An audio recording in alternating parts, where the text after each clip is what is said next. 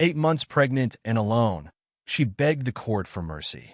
But when she revealed what the cameras caught that night, everyone was speechless. Sarah Johnson's hands trembled as she gripped the edge of the wooden bench outside courtroom 304. Her gray maternity dress stretched tight across her 8-month belly, the fabric damp with sweat despite the courthouse's aggressive air conditioning. She checked her phone. 9:47 a.m. 13 minutes until the hearing. Mrs. Johnson? A young public defender hurried toward her, briefcase slapping against his leg. I'm sorry I'm late. Traffic was... Will they let him go today? Sarah cut him off, struggling to stand. Her ankles had swollen to twice their normal size. The lawyer, Kevin Matthews, fresh out of law school with a suit that still had the department store creases, shuffled his papers. We should discuss some things before we go in. Sarah's heart pounded harder. That's not an answer. The prosecution says they have new evidence. Kevin wiped his forehead with his sleeve. I tried to get it thrown out, but what evidence? Michael was at school that day. He was teaching his class. Sarah's voice echoed through the marble hallway, drawing stares from passing clerks and attorneys. Lower your voice, please. Kevin glanced around nervously. The prosecution claims they have a witness who saw Michael leaving the scene. Sarah pressed her hand against her belly as the baby kicked. That's impossible. Mrs. Johnson, Sarah, I need you to understand. District Attorney Reynolds doesn't lose cases. He's pushing for maximum sentencing. The world tilted slightly. Sarah grabbed the bench to steady herself. Dr. Chen's warning from yesterday's appointment rang in her ears. Your blood pressure is dangerously high. You need to avoid stress. A court officer emerged from the courtroom. All parties in the state versus Johnson. We're ready to begin. Sarah watched other people file into the courtroom. Reporters with notebooks, law students observing for class, curious members of the public hoping to see justice or drama or whatever they thought happened in courtrooms her mother-in-law had offered to come. But Sarah couldn't bear to have anyone else watch this. Mrs. Johnson? Kevin touched her elbow. We need to go in. The walk to the courtroom door felt like miles. Sarah's feet, stuffed into her only pair of decent shoes, screamed with each step. As she passed the threshold, the familiar smell of wood polish and anxiety hit her nose. All rise. Sarah gripped the gallery railing as she stood. Through the morning sickness, through the doctor's appointments, through every milestone of this pregnancy, she'd imagined Michael by her side. Instead, he was about to enter in handcuffs. The side door opened.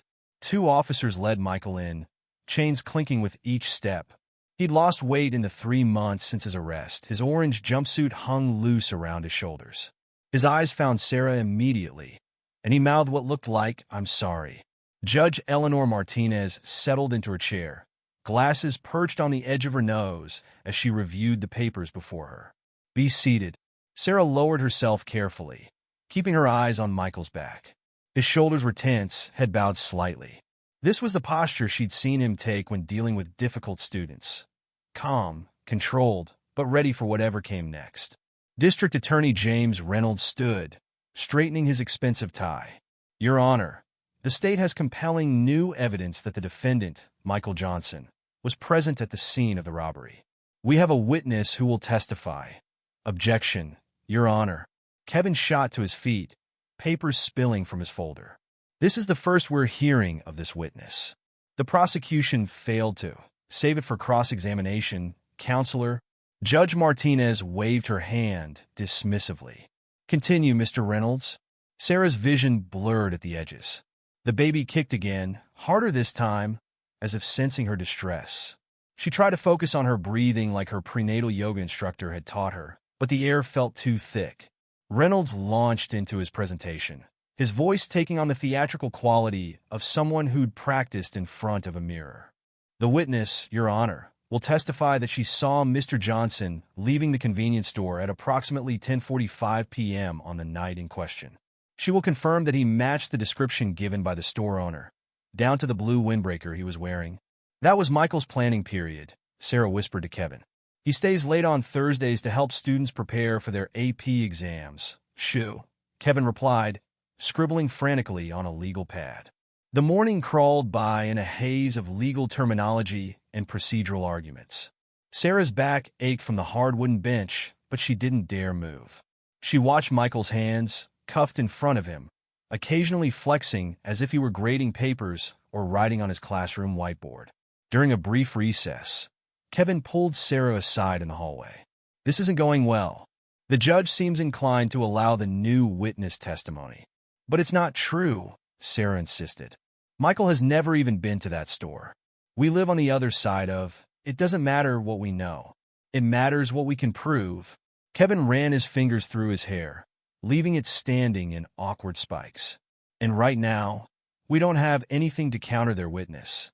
Sarah leaned against the wall, feeling the baby shift position. "He'll miss the birth." "What? If they convict him today, he'll miss our son being born." Sarah pressed her hands against her belly. "He'll miss everything." The bailiff called them back into the courtroom. As Sarah made her way to her seat, she caught Reynolds smirking at Kevin's disheveled appearance. The district attorney's confidence radiated across the room. He'd done this hundreds of times, crushing defendants' hopes with the precision of a surgeon and the mercy of a machine. Judge Martinez cleared her throat. "Mr. Reynolds, you may call your witness." Sarah's heart pounded so hard she could feel it in her teeth. The baby kicked again, and she felt a sharp pain in her side. Dr. Chen's voice echoed in her mind. "If you experience any unusual pain or pressure, go to the hospital immediately." But she couldn't leave. Not now. Not when everything was about to change. The courtroom doors opened, and Sarah turned to see a woman enter, middle-aged, well-dressed, walking with the nervous energy of someone about to change lives with their words. As the woman was sworn in, Sarah noticed Michael's shoulders tense further. "Please state your name for the record," Reynolds began. "Patricia Morton. And where were you on the night of March 15th? Sarah's vision tunneled as the woman began to speak.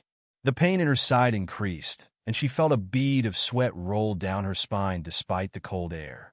The baby kicked again, more insistent this time. "Mrs. Johnson?" Kevin whispered. "Are you all right?" Sarah opened her mouth to respond, but no words came out. The room was spinning now, faces blurring together like a watercolor left in the rain. She gripped the bench harder, knuckles turning white. "And you're certain it was the defendant you saw?" Reynolds' voice seemed to come from very far away. "Yes," Patricia Morton replied.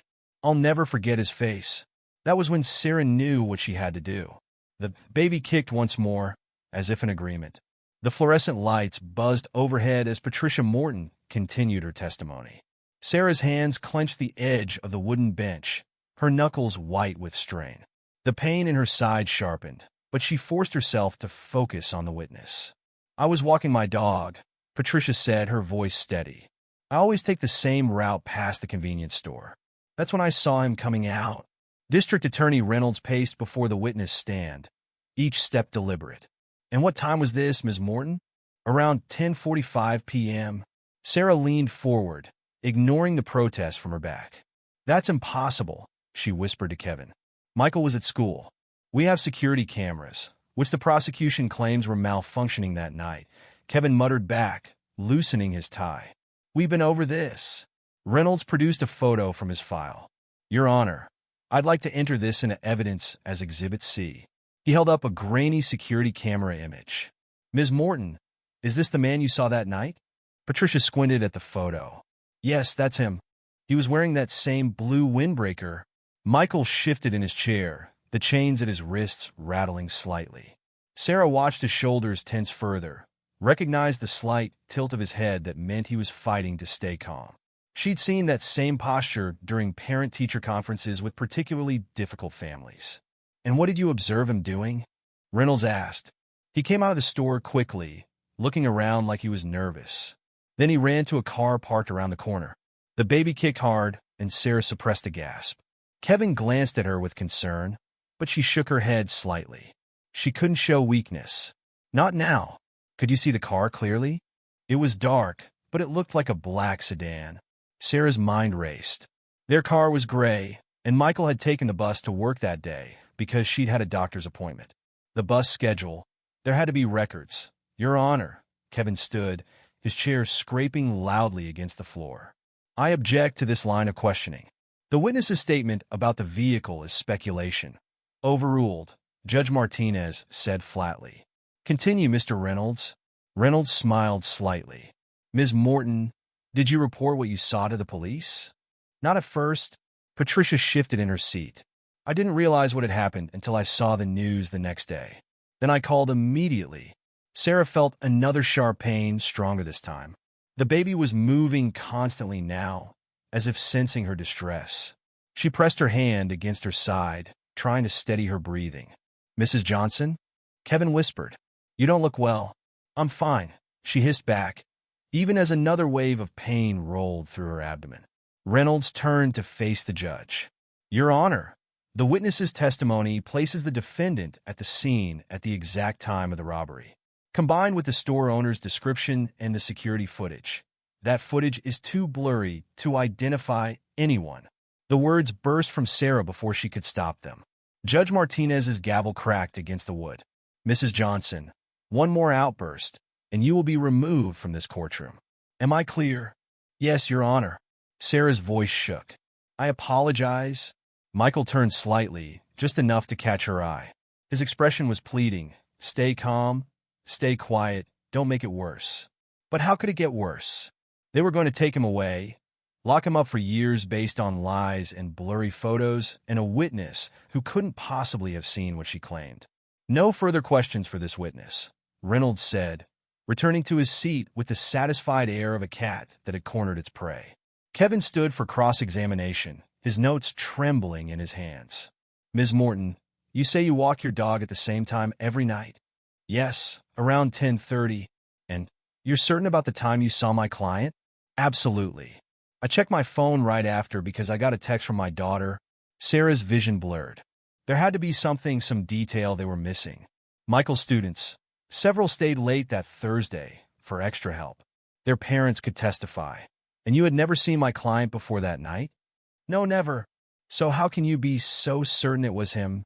Patricia's voice hardened. I may be getting older, but my eyes work just fine. I saw him clear as day under the store lights. That's him right there. The pain in Sarah's side intensified. She tried to shift position, but every movement sent new waves of discomfort through her body. The baby kicked again, forcefully enough that she had to bite her lip to keep from crying out. Kevin's cross-examination continued, but his questions were scattered, unfocused. He seemed overwhelmed by Reynolds' new evidence, struggling to find holes in Patricia's testimony. Sarah watched Michael's hands clench and unclench in his lap, saw the slight tremor in his shoulders that meant he was fighting back tears. Redirect? Your Honor? Reynolds stood again. Judge Martinez nodded. Briefly, Ms. Morton, has anyone pressured you or offered you anything in exchange for your testimony today? No, absolutely not. I'm here because it's the right thing to do. The right thing? Sarah almost laughed. The right thing would be telling the truth. The right thing would be admitting that it was impossible for Michael to have been at that store when he was across town helping students prepare for their future. Reynolds turned to face the gallery, his expression grave. The state rests, Your Honor. The words fell like stones in Sarah's stomach. Kevin had no witnesses prepared. They'd planned to argue procedural issues, to challenge the admissibility of evidence. They hadn't expected a surprise witness with a story that placed Michael perfectly at the scene. Very well, Judge Martinez said. We'll take a 15-minute recess, and then the defense may present its case. The bailiff called out, All rise. Sarah struggled to her feet, her legs shaking. The pain was constant now, radiating from her side across her entire abdomen. She watched as the officers led Michael away, saw him look back at her one last time before disappearing through the side door. In the hallway, Kevin paced frantically. We need something, anything, to counter their witness. Phone records, security footage, receipts from the school vending machines. I don't care what. The school cameras, Sarah started, were conveniently malfunctioning that night. Remember? And the IT logs that would have shown the malfunction are missing. Kevin ran his hands through his hair. Without solid evidence placing him at the school, it's his word against hers. And she makes a compelling witness. Sarah leaned against the wall, breathing heavily. This can't be happening. Mrs. Johnson? Kevin stopped pacing. You really don't look well. Maybe we should. No. Sarah straightened up. ignoring the stabbing pain in her side. "I'm not leaving. Not now." A young clerk hurried up to Kevin, handing him a note. He read it quickly, his face falling. "What is it?" Sarah demanded. "The judge." Kevin swallowed hard. "She's denying our motion to suppress the store security footage. It's going to be admitted into evidence." Sarah closed her eyes, remembering the grainy image Reynolds had shown. In reality, it could have been anyone in a blue windbreaker. The figure was little more than a dark blur against the store's fluorescent lighting. But Reynolds would make the jury see Michael. He would make them believe. The bailiff appeared in the hallway. "Court will reconvene in 2 minutes." Kevin gathered his papers, dropping several in his haste. "Mrs. Johnson, I have to be honest. This isn't going well.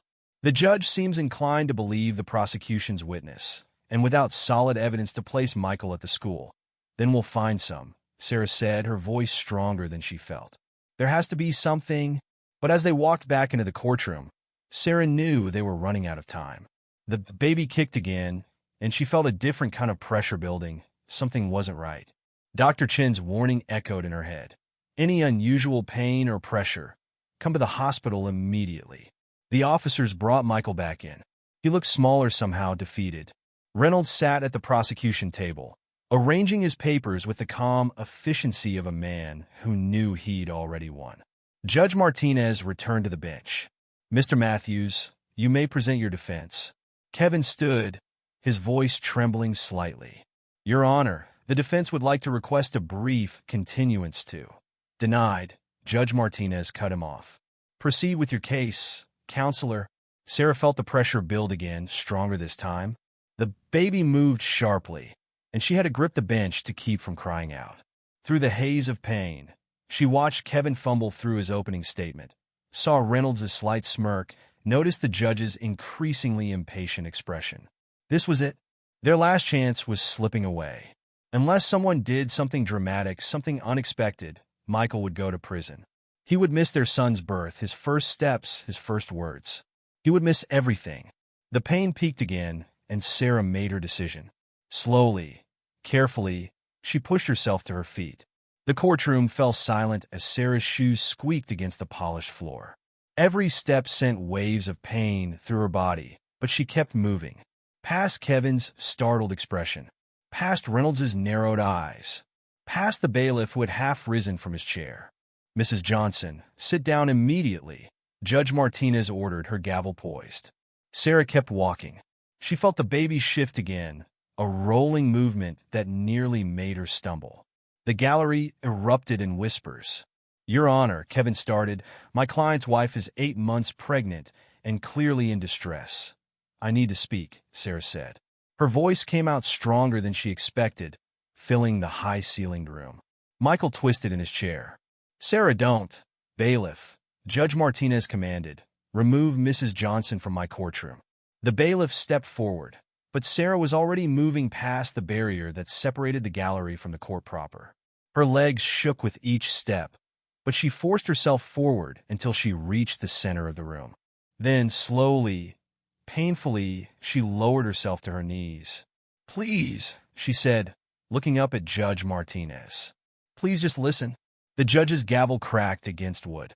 "This is contempt of court, Mrs. Johnson." "Bailiff, my father died in police custody." The words burst from Sarah's mouth, stopping the bailiff in his tracks. 10 years ago. They said he resisted arrest. Said he had a weapon. She pressed her hands together, raising them like a prayer. He was a high school math teacher. The only weapon he ever held was a piece of chalk. Reynolds stood. "Your Honor, this is completely irrelevant to." The security cameras malfunctioned that night, too. Sarah's voice cracked, just like they supposedly did at Michael's school. Just like they always seem to malfunction when the truth doesn't match what they want it to be. The baby kicked hard, and Sarah gasped, doubling over slightly. She heard movement behind her, Michael's chains rattling as he tried to stand, the bailiff's shoes squeaking on the floor, the rustle of papers as Kevin shuffled nervously. "Mrs. Johnson," Judge Martinez said, her voice softer now, "I understand you're upset, but no, you don't understand." Sarah straightened up, ignoring the pain shooting through her back. Michael was teaching that night. Every Thursday, He stays late to help students prepare for their AP exams, kids who can't afford fancy tutors. Kids whose parents work 2 jobs and can't help them study. She turned to face Patricia Morton, still sitting in the witness stand. What kind of dog do you walk every night? Patricia blinked. What? Your dog. The one you walk at exactly 10:30. What breed is it? It's a terrier mix. What's its name? Patricia's confidence wavered. That's not relevant to its name, Sarah pressed. You walk it every single night at the same time. You must say its name dozens of times during these walks. So what is it? Reynolds jumped to his feet. Objection. This is completely inappropriate. Let her speak. The words came from Michael, quiet but firm. Everyone turned to look at him. Please, Your Honor, let my wife speak. Judge Martinez studied Sarah for a long moment, then nodded slightly. Continue, Mrs. Johnson. Briefly, Sarah took a deep breath, wincing as another pain shot through her side. The night Michael was arrested, I called the school's security company. They told me the cameras had malfunctioned, but when I asked what time the malfunction was reported, they couldn't tell me. When I asked for maintenance records, they couldn't find them. She turned to face Reynolds. You said the store's security footage shows someone in a blue windbreaker. Michael's windbreaker was in our closet that night because I borrowed it for my morning walk. It was still hanging there when the police came to arrest him. Reynolds smiled tightly. The defendant could have multiple. Check the school's sign-in logs, Sarah continued. Check Michael's students' phones. They all take pictures during study sessions. Check the vending machine receipts, the parking lot cameras, the bus schedule. Check anything. Because right now, you're about to send an innocent man to prison based on a blurry photo and the word of someone who can't even remember her own dog's name. The pain intensified, and Sarah pressed her hand against her belly. The baby was moving constantly now, each movement sending new waves of discomfort through her body. Your Honor, Kevin said, finding his voice, in light of Mrs. Johnson's statements. I'm moved for. You can't do this, Sarah interrupted, looking directly at Judge Martinez. You can't take him away from us. Our son. She paused, fighting back a wave of dizziness. Our son needs his father. The courtroom was completely silent now. Sarah could hear her own heartbeat, feel the baby's movements, sense the weight of every eye on her. Mrs. Johnson, Judge Martinez said quietly, I appreciate your passion, but this is not how our justice system works. We need evidence, not emotional appeals. Then look for it. Sarah's vision blurred with tears. Please, just look for the truth. Because right now, you're about to destroy 3 lives based on a story full of holes, and nobody seems to care. She tried to stand but couldn't find the strength. The pain was constant now, radiating from her back to her abdomen. Through tear-filled eyes, she saw Michael straining against his handcuffs, saw the officers holding him back. Sarah, his voice was desperate. Someone help her. Kevin rushed forward, kneeling beside her. Mrs. Johnson, you need medical attention. I need my husband, she whispered. Then, louder, I need you to do your jobs. I need you to find the truth. Judge Martinez leaned forward. Bailiff, call an ambulance. Mr. Reynolds approached the bench. Sarah felt hands supporting her, Kevin on one side, the bailiff on the other. The baby kicked again, and this time, she couldn't hold back a cry of pain. Wait, she gasped. Please wait. You have to understand. But the room was spinning now, faces blurring together. She heard Michael calling her name, heard Reynolds and Kevin arguing, heard Judge Martinez's gavel crack again. The prison bus, she managed to say. Check the prison bus schedule. Michael's windbreaker. The security company logs. Please. The last thing she saw before the darkness closed in was Michael's face, tears streaming down his cheeks as he watched the paramedics rush into the courtroom. My son needs his father, she whispered. Then everything went black. When she opened her eyes again, she was on a stretcher, being wheeled through the courthouse hallway. Fluorescent lights flashed overhead like a strobe, and she could hear urgent voices discussing blood pressure and contractions. The baby, she tried to say. Michael. Stay calm, Mrs. Johnson, a paramedic said. We're taking you to the hospital. She turned her head, catching one last glimpse of the courtroom doors closing. Beyond them, she could hear Judge Martinez's voice. In light of these developments, this court will recess until... The door swung shut, cutting off the rest of the sentence. Sarah closed her eyes, feeling the baby move inside her. She had done everything she could. Now all she could do was pray it was enough. As the ambulance sirens wailed to life, Sarah remembered something her father used to say. The truth always comes out. Sometimes it just needs a little help. She pressed her hand against her belly, feeling her son kick against her palm. "We're going to bring your daddy home," she whispered. "I promise." The ambulance doors closed, and Sarah felt the vehicle lurch forward. In the distance, she could hear the courthouse doors opening again, voices calling out, footsteps running. But she was already being pulled away, toward the hospital, toward whatever came next. She had done what she could. She had told her truth. Now she just had to trust that someone had listened. The ambulance siren cut through Chicago's morning traffic as Sarah lay on the stretcher, oxygen mask fogging with each labored breath. The paramedic, his name tag read Torres, pressed fingers against her wrist, counting silently. Blood pressure still elevated. He called to his partner. 160/95. Sarah pulled the mask aside. "I need to go back." "Ma'am, you're having contractions. We need to get you to the hospital."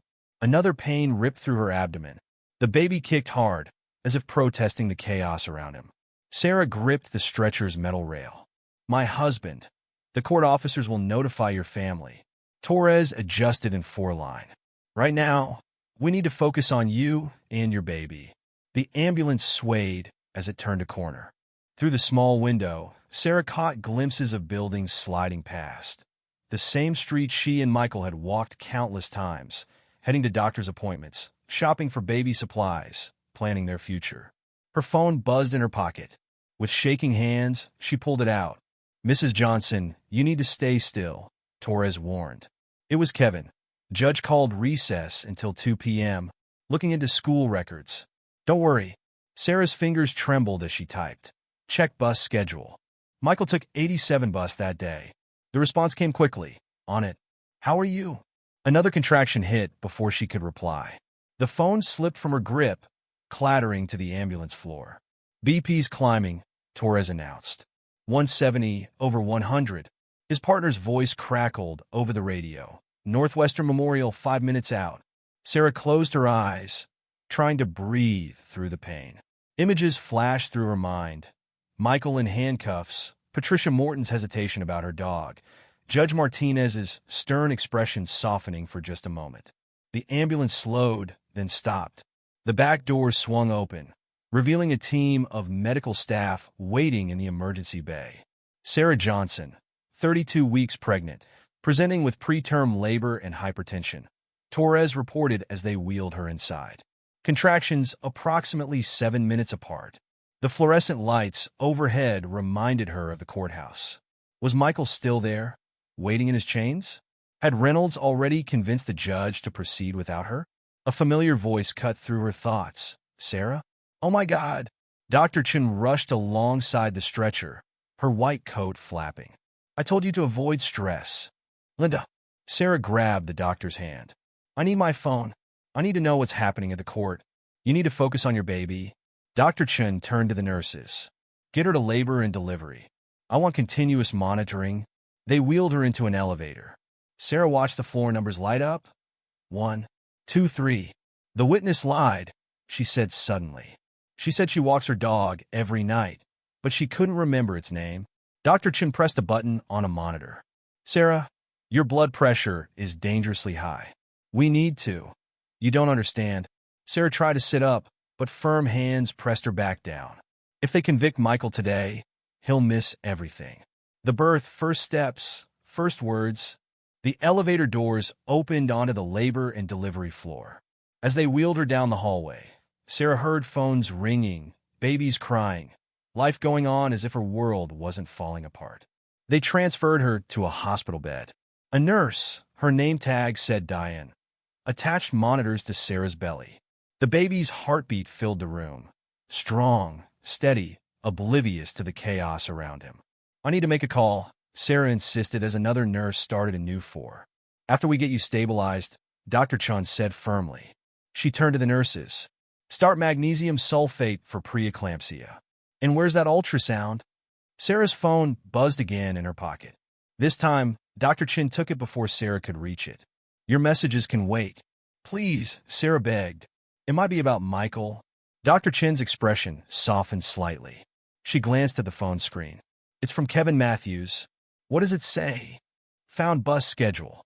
Michael's card was scanned at 10:39 p.m. at the school stop.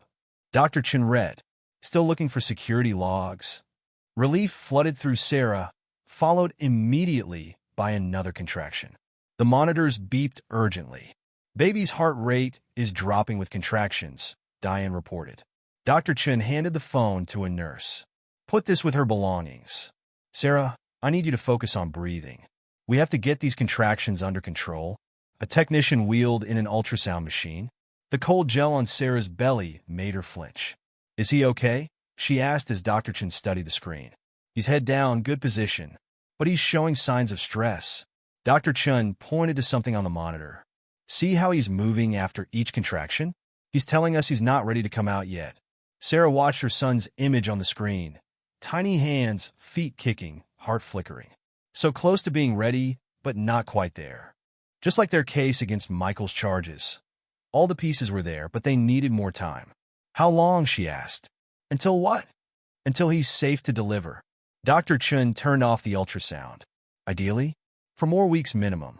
But right now, we need to focus on stopping these contractions and lowering your blood pressure.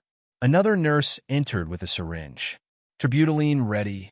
This will help stop the contractions, Dr. Chin explained as the nurse injected the medication into Sarah's fore.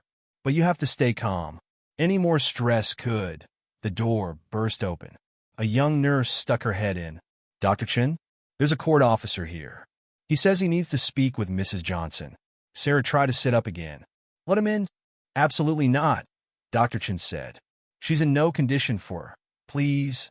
Sarah grabbed the doctor's arm. This could be about Michael. Please. Dr. Chin studied her monitors for a moment, then sighed. 5 minutes. That's all. The court officer entered, cap in hand. He was young, probably fresh out of training, and he shifted nervously from foot to foot. Mrs. Johnson? The judge sent me to... Well, there's been some developments. Sarah's heart raced. The monitors beeped faster. What kind of developments? Your lawyer, Mr. Matthews. He subpoenaed the school's security company records. And he glanced at Dr. Chin, who was watching the monitors with concern. Maybe I should wait.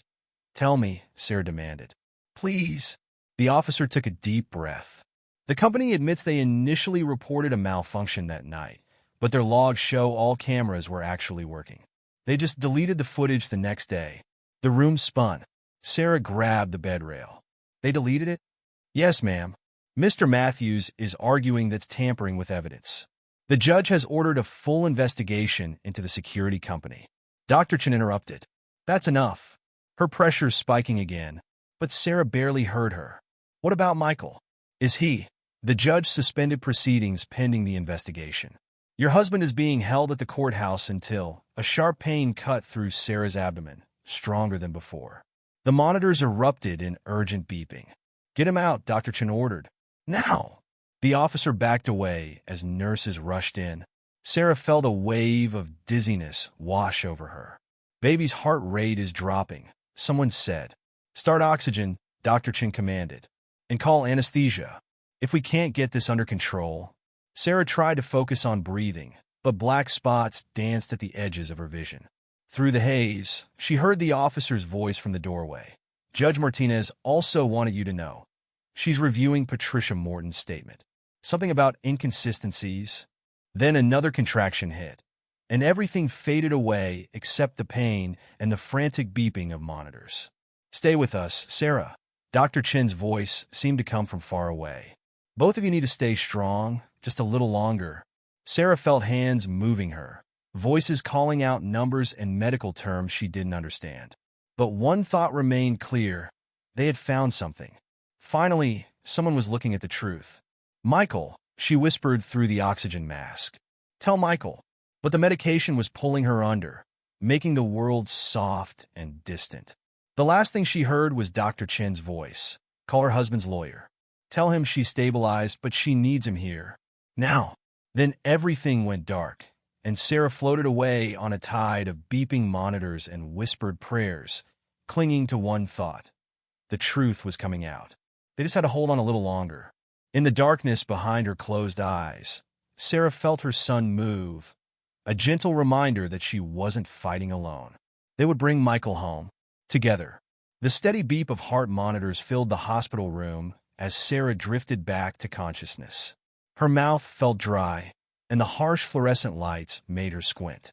Through the window, she could see the sun hanging low in the sky. How long had she been out? "Welcome back," Dr. Chen said, checking the monitors. "Your blood pressure's finally stabilizing." Sarah's hand went to her belly. "The baby, still hanging in there?" The medication helped stop the contractions. Dr. Chen adjusted the foredrip. "But you're not going anywhere for a while." The events of the morning came rushing back. "What time is it?" "Almost 4 p.m. Sarah tried to sit up. "The court has been calling every half hour." Dr. Chen gently pushed her back against the pillows. "Your lawyer's on his way." As if on cue, Kevin burst through the door, his tie completely undone and his hair wild.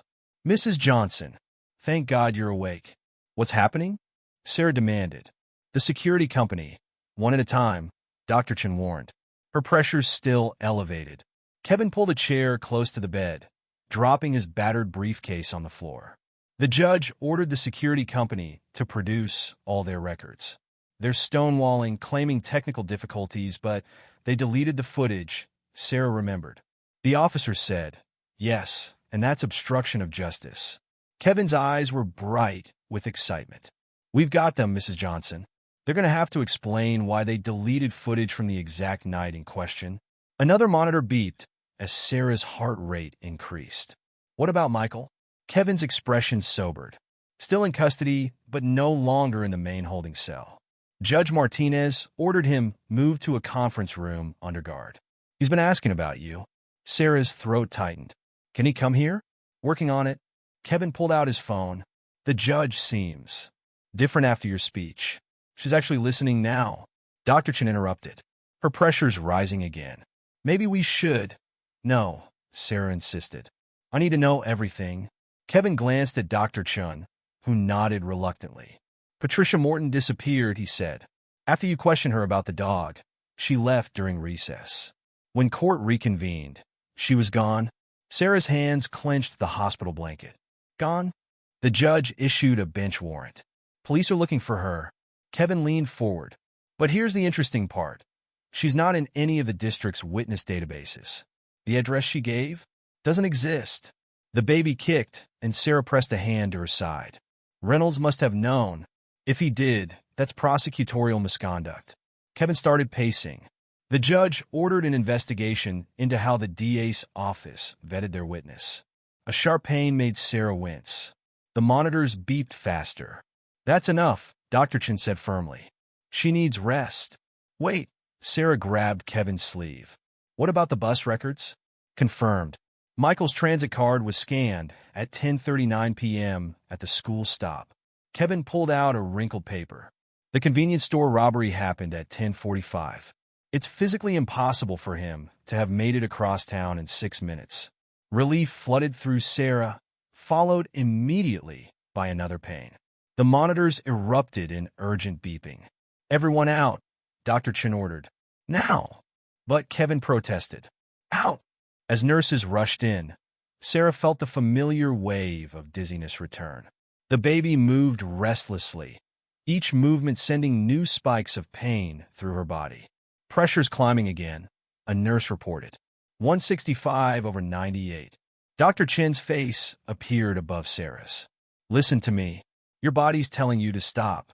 If you don't calm down, we'll have to deliver." "No," Sarah gasped. "He's not ready." "Then you need to rest." Dr. Chen turned to adjust something in the fore. "Let your lawyer handle things for now." Sarah felt the medication beginning to pull her under again. "Kevin." He paused at the door. "Yes." "Tell Michael." She fought against the darkness creeping in at the edges of her vision. "Tell him I love him. And tell Judge Martinez." "Tell her what?" "Check the bus camera footage. Every bus has cameras." The words slurred as the medication took hold. Sarah felt herself floating away again, but this time it was different. This time there was hope. She dreamed of Michael in his classroom, writing equations on the whiteboard while students raised their hands eagerly. She dreamed of their son, strong and healthy, taking his first steps toward his father's outstretched arms. A sharp pain yanked her back to consciousness. The room was darker now, lit only by the glow of monitors and the city lights outside the window. A different nurse sat in the corner, reading a magazine. "What time?" Sarah's voice was hoarse. The nurse jumped slightly. "Just past 7 p.m. How are you feeling?" Before Sarah could answer, the door opened. Kevin stood there, his suit even more rumpled than before, but his face shining with excitement. They found the bus footage. Sarah struggled to sit up. The nurse rushed to help her, adjusting pillows behind her back. What did it show? Michael boarding at 10:39 p.m., exactly where he said he was. Kevin moved closer, lowering his voice. But that's not all. Guess who else was on the bus? Sarah's heart raced. The monitors beeped faster. Patricia Morton? What? She got off 2 stops before the convenience store. Kevin pulled out his phone, showing Sarah a grainy image. She never walked any dog. She was following Michael. The implications hit Sarah like a physical blow. She was part of it? The whole thing was a setup? Kevin nodded. We don't know why yet, but the judge issued a search warrant for Morton's real address. Police are there now.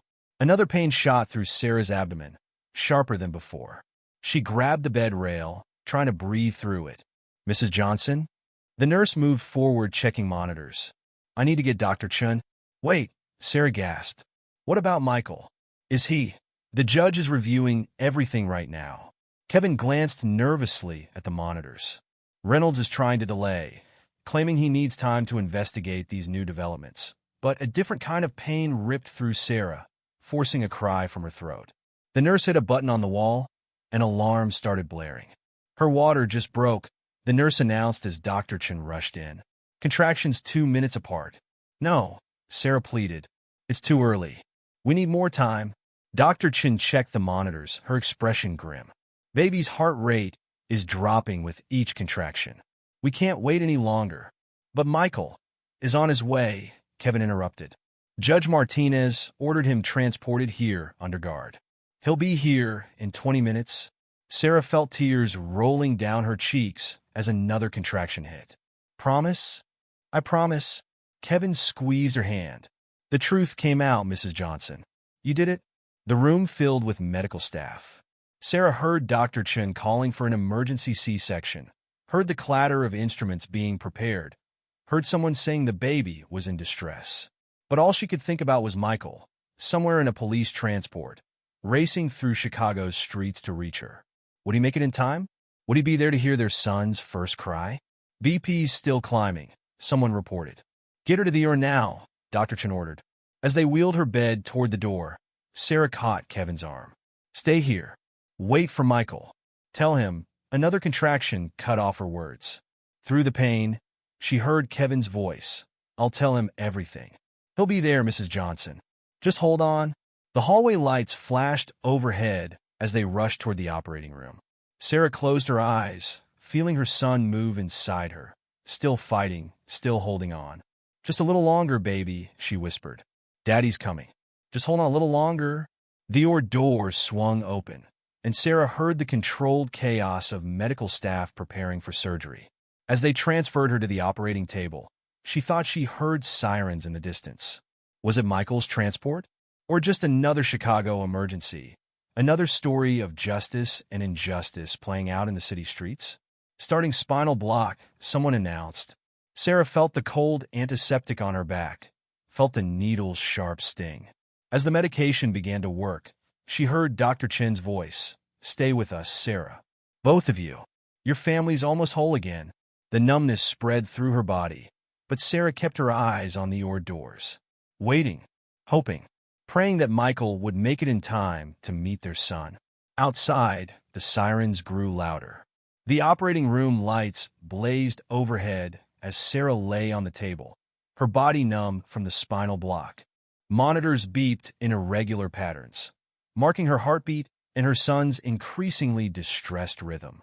BP 170/100, a nurse called out. Dr. Chen's voice came from somewhere behind the blue surgical drape. Starting incision. Where's that husband?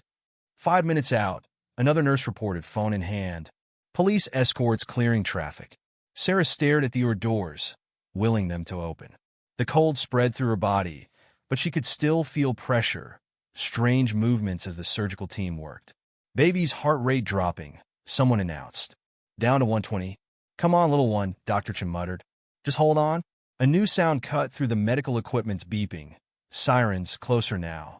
Sarah's heart raced faster. Almost there, the nurse by her head said softly.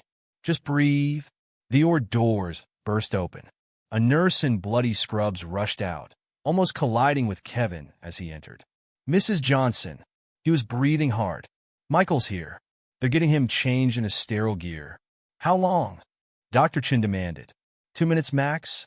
Sarah felt more pressure, heard the metallic clink of instruments. The baby, heart rate still dropping, the monitor nurse reported. 115?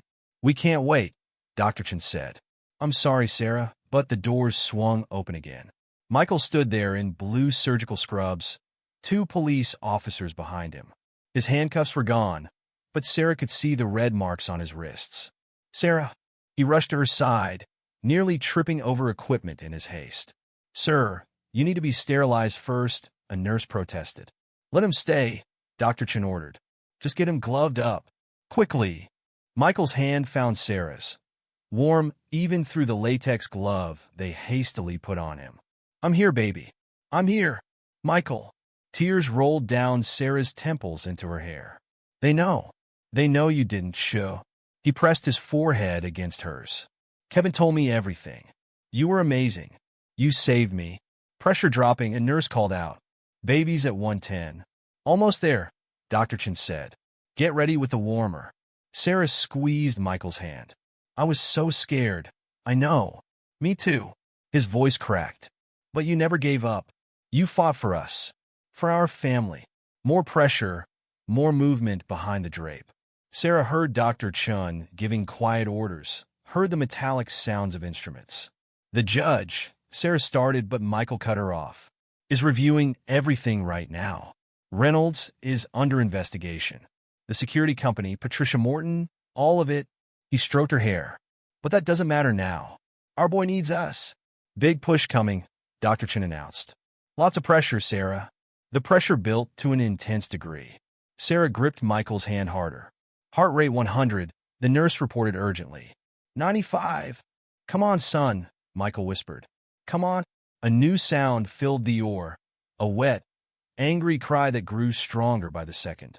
Baby's out, Dr. Chen called. Time of birth, 7:42 p.m. Sarah felt herself sobbing, heard Michael's breath catch. Through the tears, she saw Dr. Chen lift their son above the surgical drape, tiny, purple, and screaming his displeasure at the world. He's beautiful, Michael said, his voice thick. Sarah, he's perfect. The baby's cries grew stronger as the team worked quickly, cleaning and assessing him. Sarah couldn't take her eyes off the warmer, where they were wrapping him in blankets. 5 pounds, 3 ounces, a nurse announced. Good color, good tone. Want to cut the cord, Dad? Dr. Chen asked. Michael looked at the officers by the door. One of them nodded. With shaking hands, Michael took the scissors. Sarah watched him cut through the umbilical cord, officially separating their son from her body, but connecting him forever to their hearts. Bring him here, Sarah pleaded. Please. A nurse carried the wrapped bundle to them. Despite the early delivery, their son's face was fully formed, his tiny features scrunched in concentration as he tested his lungs. Hi, baby, Sarah whispered as the nurse laid him on her chest. We've been waiting for you. Michael's hand covered hers where it rested on the baby's back. Welcome to the world, Marcus. They had chosen the name months ago, Marcus for Michael's father, who had taught him the value of education and justice. Marcus Johnson, Sarah said softly. Born fighting, just like his daddy. One of the officers by the door cleared his throat. Mr. Johnson? Judge Martinez is on the phone. Michael tensed. Sarah felt it through their joined hands. Go, she said. We'll be right here. He kissed her forehead, then Marcus's. I love you both so much. Sarah watched him follow the officer out, their son's cries echoing after him. Dr. Chun continued working, closing the incision as nurses monitored mother and baby. "He's strong," Dr. Chun said. "Few more weeks in the NICU, but he's a fighter." "Just like his father," Sarah replied, not taking her eyes off the hors d'oeuvres. Minutes stretched like hours. Marcus settled against her chest, his cries softening to quiet grunts. Sarah counted his tiny fingers, traced the curve of his ear, memorized every detail of his perfect face. Finally, the doors opened again. Michael stood there, tears streaming down his cheeks. "Sarah," his voice broke on her name. "What?" Her heart raced. What did she say? He walked toward them slowly, the officers remaining by the door. When he reached the table, he fell to his knees. "Case dismissed," he whispered. "They found Patricia Morton. She confessed to everything. The security company, the false witness statement, all of it." "Why?" Sarah asked. "Why did they? Insurance fraud." Michael laughed bitterly. "The store owner was in on it. They needed a scapegoat for their fake robbery. Picked me because I fit their description and had no alibi they could verify. Or so they thought." Sarah looked down at their son, still peaceful on her chest. "They almost took you away from us. But they didn't." Michael stood, leaning over to kiss her. "Because of you. Because you never stopped fighting." "Mr. Johnson?" One of the officers stepped forward. "You're free to go." All charges dropped. Michael's hand trembled as he stroked Marcus's cheek. "I'm not going anywhere. My family needs me." Dr. Chen spoke up from behind the drape. "Almost finished here. Then we'll get them settled in recovery." Sarah felt the exhaustion hitting her as the adrenaline faded. "Stay with him," she told Michael. "When they take him to the NICU. Don't let him be alone." "I won't." Michael's voice was fierce. "Never again will either of you be alone." The next hour passed in a blur of movement and medical procedures. Sarah was wheeled to recovery while Michael accompanied Marcus to the NICU. Through her fatigue, she heard nurses discussing her blood pressure, heard Dr. Chen giving instructions, heard the fading echo of her son's cries as they took him for evaluation. When Michael returned to her room, he was wearing normal clothes again. Someone had brought him a change. The marks on his wrists were the only reminder of his ordeal. "He's perfect," he reported, sitting beside her bed. "All his tests look good. They say he's strong for 32 weeks. "Strong like his daddy," Sarah murmured, fighting to keep her eyes open. "Strong like his mama." Michael took her hand. "Sarah, what you did today in that courtroom, I couldn't let them take you." She squeezed his fingers. "Our son needed his father, and his father needed his warrior wife." Michael kissed her knuckles. "Rest now. We'll be here when you wake up." Sarah felt sleep pulling her under. "Promise? Promise. No more separations. No more fights." He brushed hair from her forehead. "Just our family together, the way it should be." As she drifted off, Sarah heard Michael humming softly, the same lullaby he'd been practicing for months, waiting to sing it to their son. Outside her window, Chicago's lights twinkled against the darkening sky. Somewhere in those streets, justice had finally been served. Truth had won out over lies, love over fear, family over corruption. Sarah's last conscious thought was of Marcus, tiny and perfect, already showing his father's strength and his mother's determination. Born into freedom, into truth, into love. Born into a family that would always fight for each other, no matter what. Dawn broke over Chicago as Sarah opened her eyes. The hospital room was quiet except for the soft beeping of monitors and Michael's gentle breathing from where he slept in the recliner beside her bed.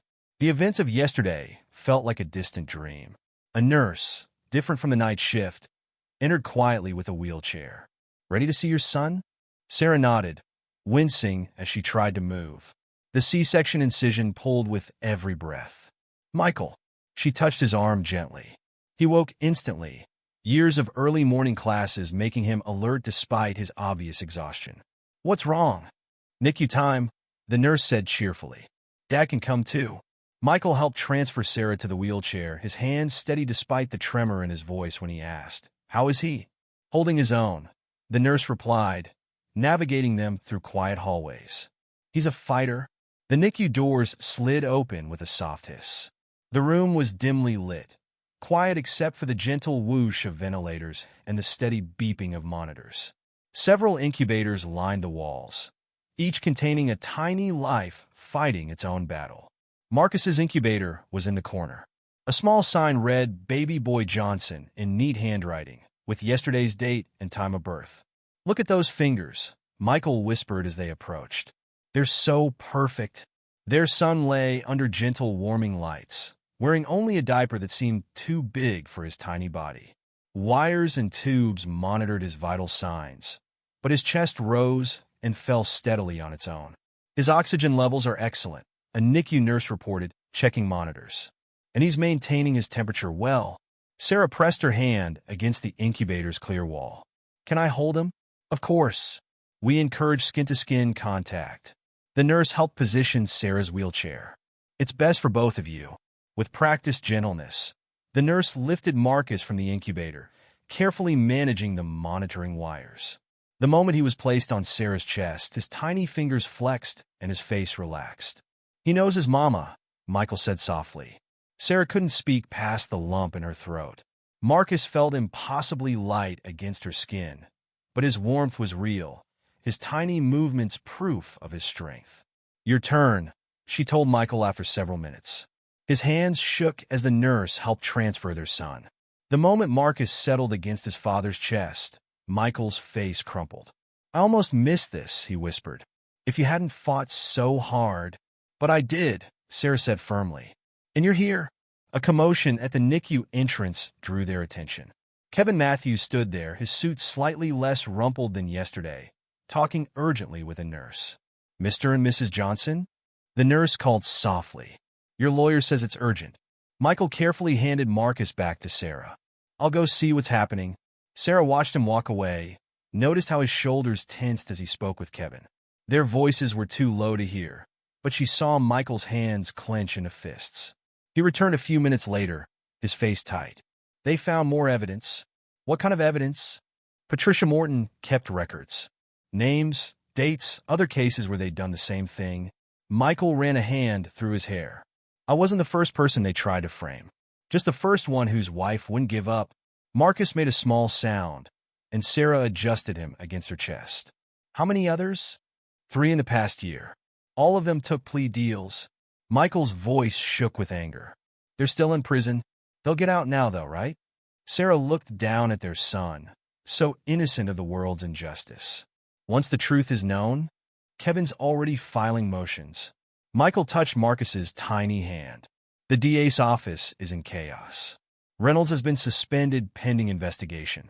Sarah remembered the prosecutor's confident smirk, his casual dismissal of evidence that didn't fit his narrative. "Good." A different nurse approached, clipboard in hand. "Time for his feeding. Would you like a try?" The next hour was a lesson in the delicate art of feeding a premature baby. Marcus was too small to nurse properly, but they could give him breast milk through a tiny tube. "Every drop helps him grow stronger," the nurse explained as she showed them the process. Sarah watched the milk disappear down the tube, willing each drop to help their son thrive. Michael stood beside her, one hand on her shoulder, the other holding the syringe steady. "Mr. Johnson?" A hospital security guard appeared at the NICU entrance. "There are reporters in the lobby asking for interviews." Michael's hand tightened on Sarah's shoulder. "Tell them no comment. They're saying it's a human interest story. About justice and family." "No," Sarah said firmly. "Our story isn't for them." The guard nodded and left. Michael bent to kiss the top of her head. "The school called," he said quietly. "They want me back as soon as I'm ready." "Really?" The principal said they never believed the charges. They just couldn't say anything during the investigation. He smiled slightly. "My students have been asking about me." Sarah remembered the AP exam prep sessions, the extra hours Michael spent helping kids who needed it. "When will you go back?" "Not until you're both home." He touched Marcus's cheek gently. "I've missed enough already." The NICU doors opened again. This time it was Dr. Chun, making her morning rounds. "How's our little fighter?" She checked Marcus's charts. "Strong," Sarah replied. "Like his father." "And his mother." Dr. Chun smiled. "The whole hospital's talking about what happened in that courtroom." Sarah felt her face heat. "I just couldn't let them." "You fought for justice." Dr. Chen interrupted. And you won? She made some notes on the chart. Now you need to focus on healing. Both of you.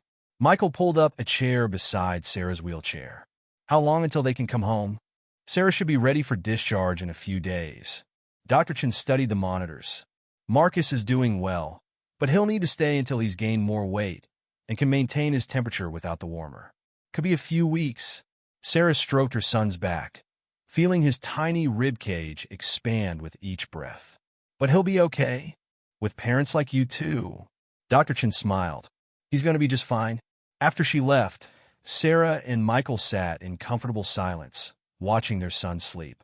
The NICU's quiet beeping created a peaceful rhythm, punctuated by occasional whimpers from other babies. I had a dream about him, Michael said suddenly. And in there, the night they arrested me, Sarah took his hand. Tell me, he was older, maybe 5 or 6. We were at the park, and he was running ahead of us, laughing. Michael's voice cracked. I woke up crying, thinking I'd never see that. You will? Sarah squeezed his fingers. We all will. A shadow fell across the incubator. They looked up to see Kevin standing there, his expression serious. Judge Martinez wants to see you both, he said quietly. When you're ready. Michael tensed. Why? The case is closed. She wants to apologize. Personally, Kevin adjusted his tie nervously, and she's ordered an investigation into similar cases. She thinks there might be more.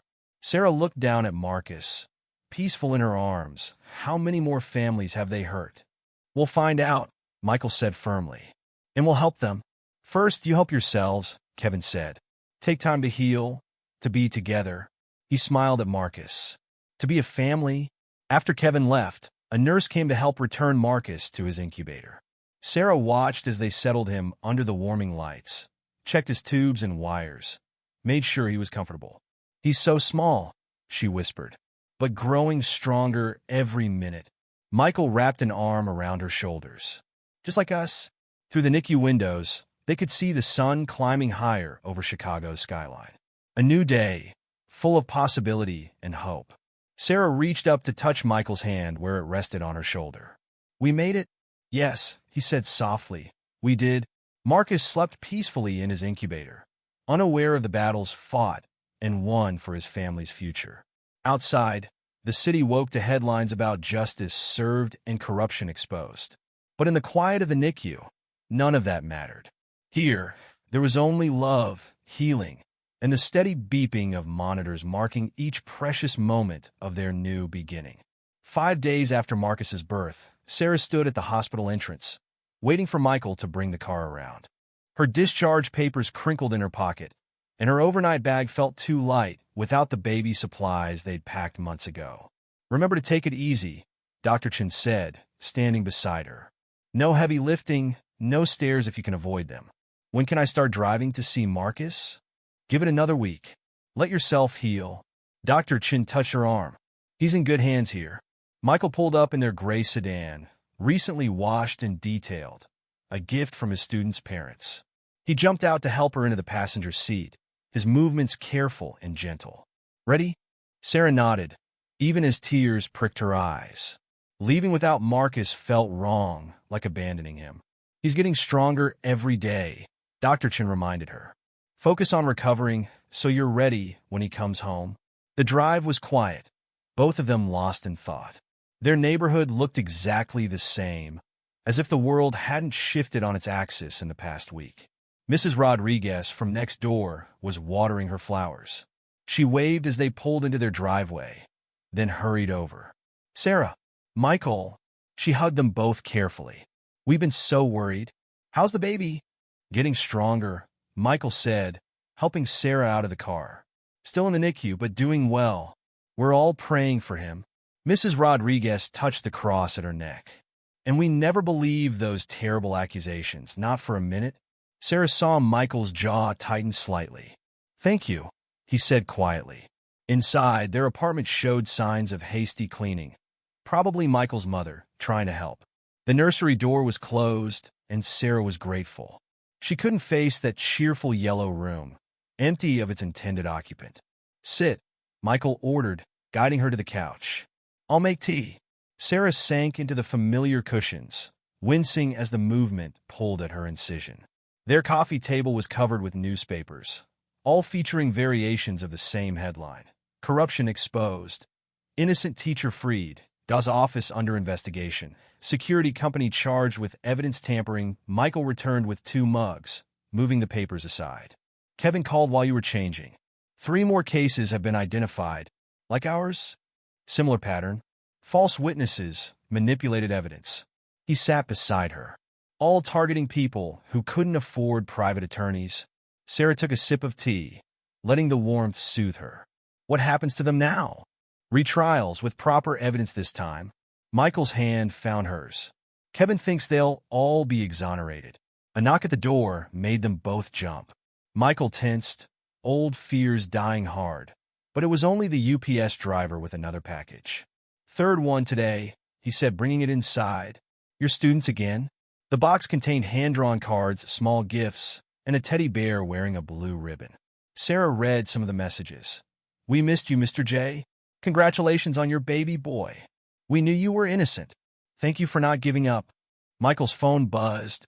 Another text from the NICU. They received updates every few hours, each one a lifeline to their son. "Oxygen levels still good," he reported. And he gained another ounce. Sarah touched the tiny footprint on her hospital bracelet, not ready to take it off yet. "I hate being away from him." "I know." Michael pulled her close, careful of her incision.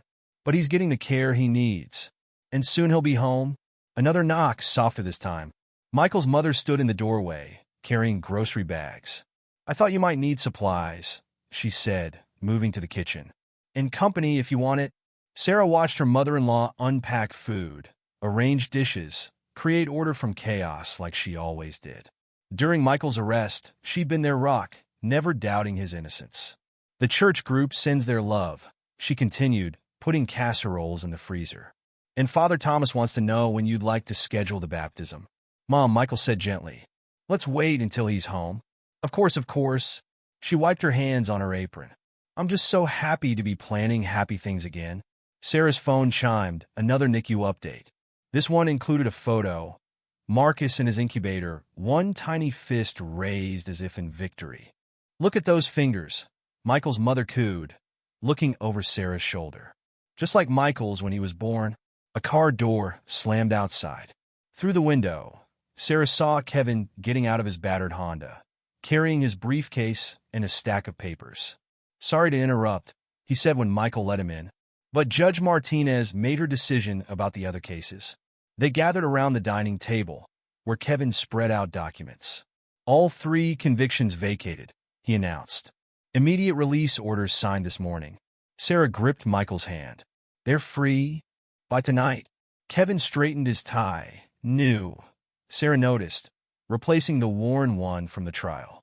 The judge also ordered a complete review of every case Reynolds prosecuted in the past 5 years. Michael's mother crossed herself. "How many more innocent people?" "We don't know yet." Kevin shuffled papers nervously. "But there's something else. The DA's office. They want to talk to you." Sarah felt Michael tense beside her. "About what?" "They're forming a commission to investigate wrongful convictions. They want you both to serve on it." The room fell silent except for the hum of the refrigerator and distant traffic outside. "When?" Sarah asked. "Not until you're ready. After Marcus comes home. After you've had time to heal." Kevin smiled slightly. "But they think your story, your fight for justice, it could help prevent this from happening to other families." Michael stood abruptly, walking to the window. Sarah watched his shoulders rise and fall as he took deep breaths. "You don't have to decide now," Kevin said quickly.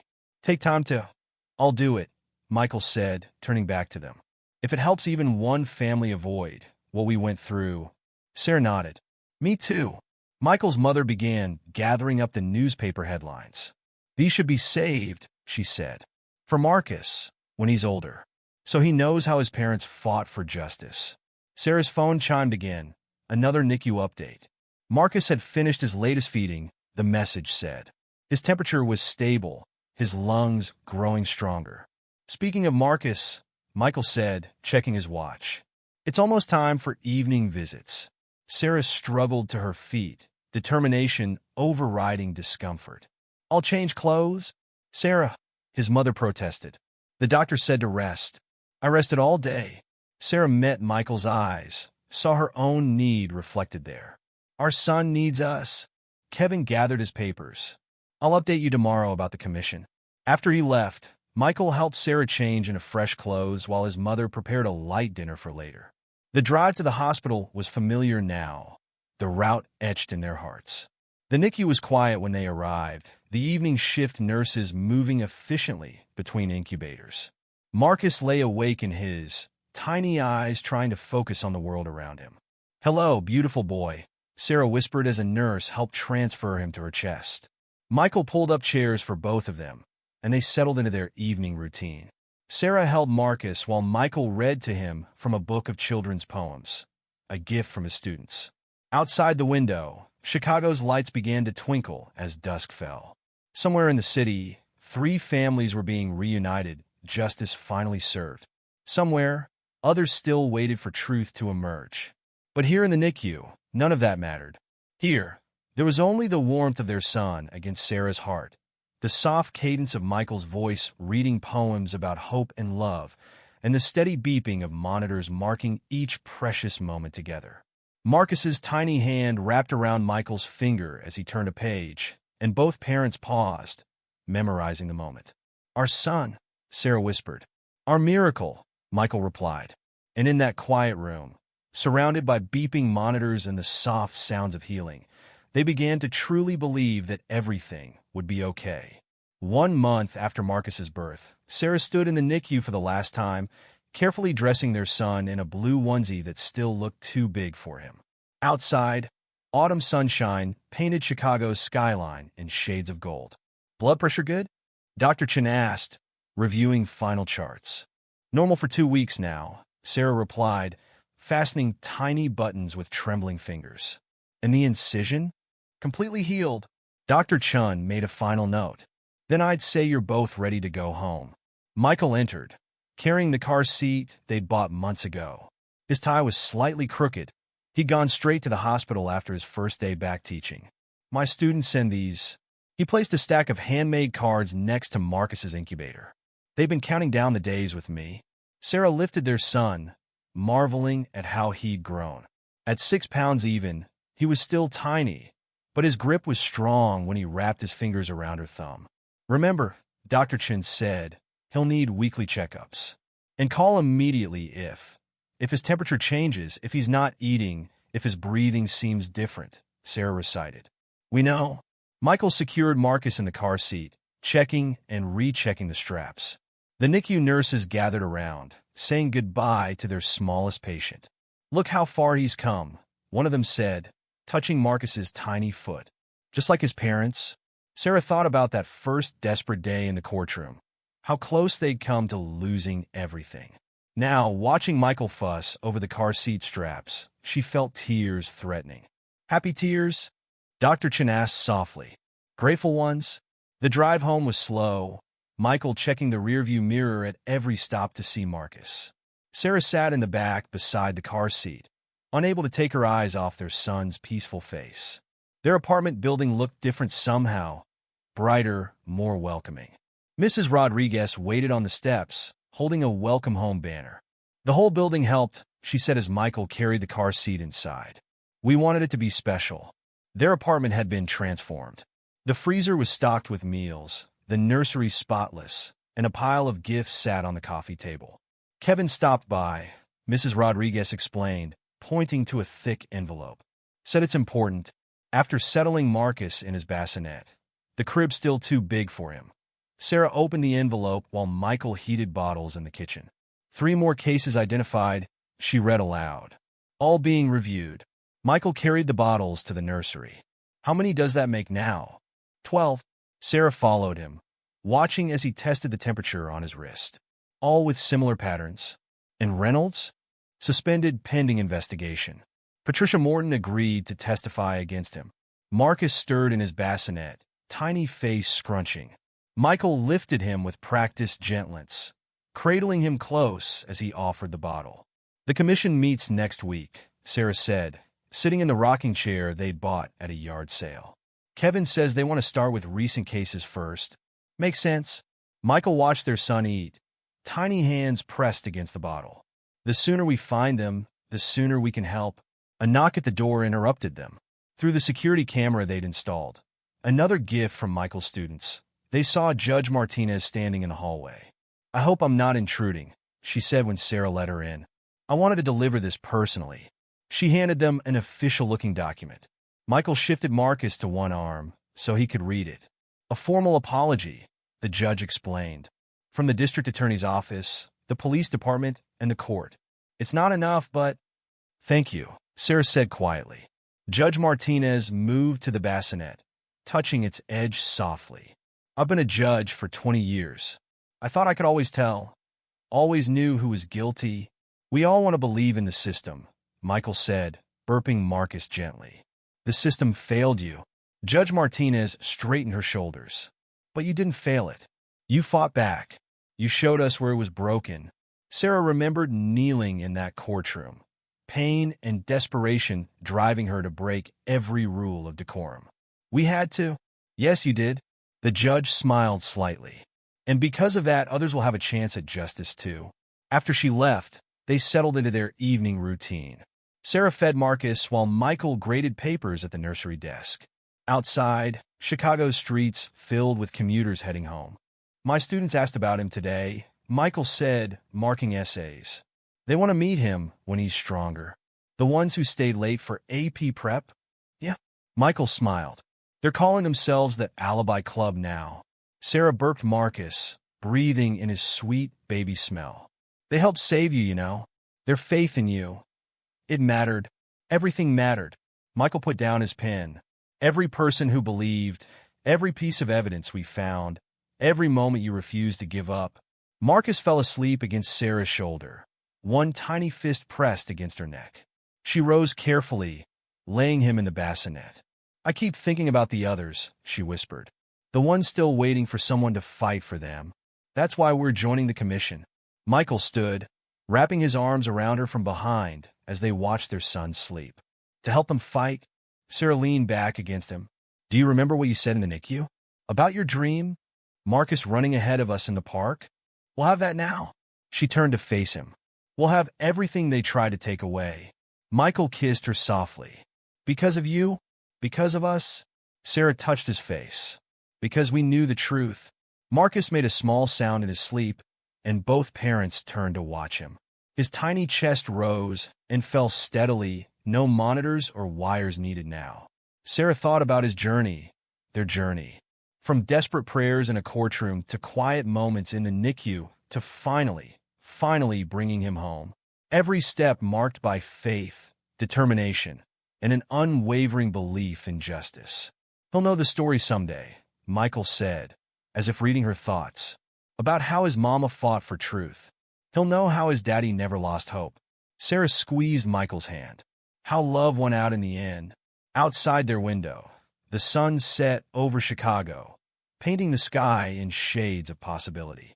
Somewhere in the city, other families waited for justice, for truth, for someone to believe their stories. But here in this quiet nursery, watching their son sleep peaceful and free, Sarah and Michael held each other and breathed in the simple miracle of being together. Tomorrow would bring new challenges, commission meetings, case reviews, the ongoing fight to fix a broken system. But tonight was for them, for healing, for gratitude, for the quiet joy of family restored.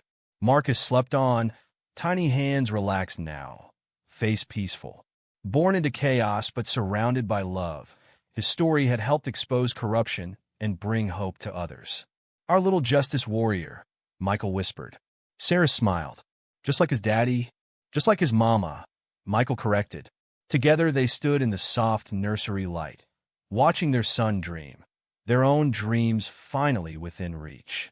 Outside, the city settled into night, but here, in this moment, a new day was already dawning. A day of truth, of justice, of family.